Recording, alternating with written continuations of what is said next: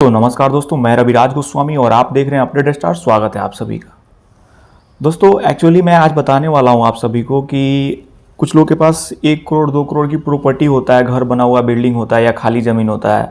तो वो लोग आते हैं बैंक में। ऐसे मैं भी एक्सिस बैंक में जॉब करता हूँ, तो वहाँ पर काफ़ी सारे लोग ऐसे आते हैं जो बोलते हैं कि सर मेरे पास 1 करोड़ की प्रॉपर्टी है, मुझे लोन दे दीजिए। तो दोस्तों आज इस वीडियो में यही आप सबको बताने वाला हूं कि किसी के पास अगर 1 करोड़ की प्रॉपर्टी है तो उसको कितना तक लोन मिल सकता है। लोन लेने के लिए सिर्फ प्रॉपर्टी ही काफ़ी है या और कुछ रिक्वायरमेंट होता है, इसके बारे में सारी चीज़ों को मैं इस वीडियो में बताऊंगा दोस्तों। अब देखिए, अगर क्या है कि आपके पास सिर्फ अगर 1 करोड़ की प्रॉपर्टी है लेकिन अगर कोई इनकम का सोर्स नहीं है, सपोज दैट मान लीजिए वो 1 करोड़ का प्रॉपर्टी बना करके आप उसमें रह रहे हैं, आपके पास कोई इनकम का स्रोत नहीं है, तो आप अगर लोन आपको बैंक मान लीजिए 50 लाख रुपया दे भी दिया उस प्रॉपर्टी पे, तो आप उसका ईएमआई कहाँ से भरेंगे। ना आप कहीं जॉब कर रहे हैं, नहीं कोई आपका बिजनेस है, और ना ही आप वहाँ से रेंटल इनकम उठा रहे हैं। और इससे भी बड़ा बात है कि मान लीजिए इन तीनों में से कोई नहीं है आपके पास, तो आपके पास तो कोई एविडेंस भी नहीं होगा कि आपके पास कोई इनकम का स्रोत है। ये सब चीज़ अगर नहीं होने के बावजूद भी कहीं से अगर आपका इनकम आ रहा है, अगर आप उसको ऑन पेपर नहीं दिखा रहे हैं, पेपर में जैसे आप जॉब कर रहे हैं तो वहाँ से सैलरी स्लिप नहीं मिल रहा है आपको, तो उस इनकम का कोई मायने नहीं रखता है। कैश में अगर आप सैलरी ले रहे हैं तो कैश सैलरी को बैंक कंसीडर नहीं करता है। अगर आप बिजनेस कर रहे हैं, आईटीआर फाइल नहीं कर रहे हैं, तो इनकम का कोई प्रूफ ही नहीं होगा आपके पास, तो बैंक किस बेस पे आपको फंडिंग करेगा।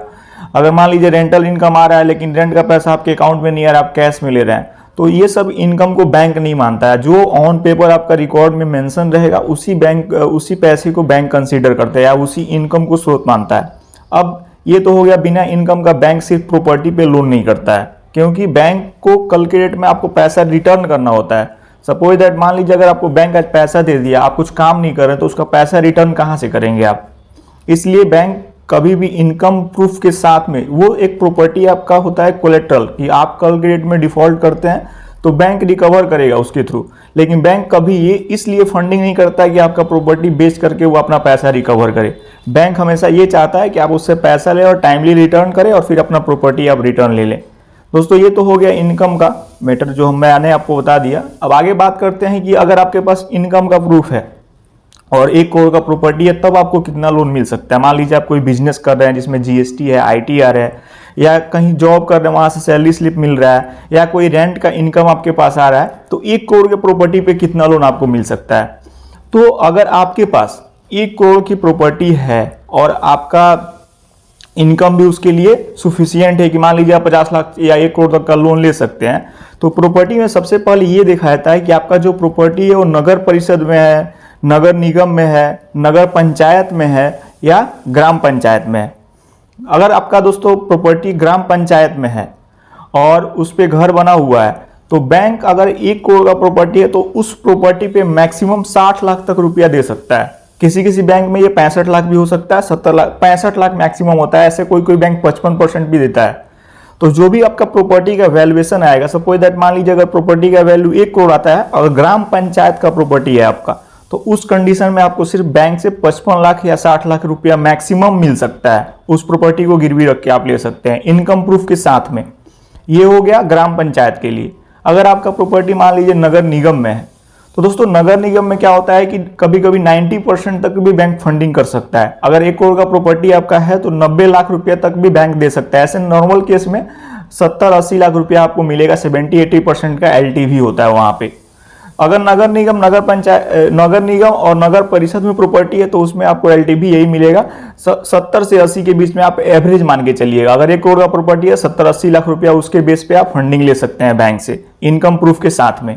ये तो होगा नगर निगम और नगर पंचायत का, और नगर निगम और नगर परिषद का। अगर आपका प्रॉपर्टी नगर पंचायत में है तो दोस्तों लगभग 70% के अराउंड नगर पंचायत में भी वैल्यूएशन का प्रॉपर्टी पे आपको मिल जाता है किसी किसी कंडीशन में। ये तो तीनों हो गया नगर परिषद, नगर पंचायत और ग्राम पंचायत का। किसी किसी कंडीशन में क्या होता है, अगर आपका फाइनेंशियल काफ़ी स्ट्रांग है, यानी आपका जो इनकम का स्रोत है काफ़ी ज़्यादा है, प्रॉपर्टी का वैल्यूएशन भी हाई है, प्रॉपर्टी का लोकेशन सही है, और भी काफ़ी पॉजिटिव चीज़ें होती है फाइल में, जिसको देख करके ये तय किया जाता है कितना % आपको लोन मिल सकता है प्रॉपर्टी पे।